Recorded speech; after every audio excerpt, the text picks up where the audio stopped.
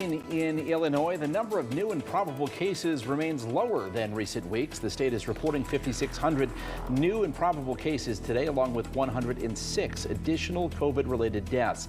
The statewide case positivity rate is at 7.4%.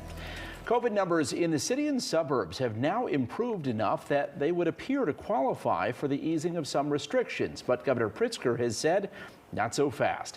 The Illinois Department of Public Health's website shows all of the regions in our viewing area have now met the key metrics that the state uses to gauge the threat posed by the virus.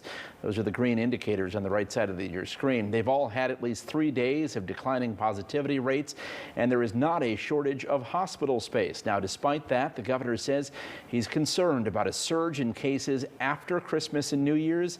He said he won't consider easing restrictions until sometime in January. Well, Chicago's top public health administrator calls today the first day of the city's mass vaccination plan. As WGN's Jackie Bang tells us, Dr. Allison Arwady introduced the program by getting her first dose. Ready? Ready. And with a prick to the arm, Dr. Arwady is halfway through her vaccination of coronavirus. This is the Pfizer vaccine, the one already given to more than 20,000 healthcare workers in the city. Chicago's hospitals have received the vaccine, but that does not cover all healthcare workers. That's where places like Malcolm X College come into play. Where there are practices that are smaller or are not going to be traditional vaccinating partners moving forward, we are releasing codes for appointments by practice. For example, home health care and urgent care workers can come here to Malcolm X to get their shots, but you need an appointment first. Arwady says employers will send a code to healthcare workers, and that code will get you to registration.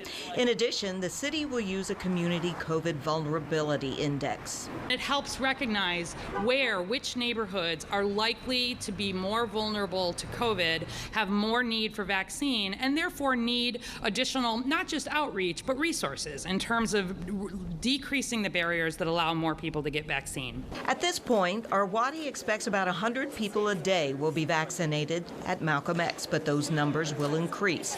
For now and until February, vaccines will be given to people in the 1A phase, healthcare workers. Next phase, 1B, includes frontline essential workers and older adults. Thank you. I honestly can't even feel it. So I'm so pleased right now.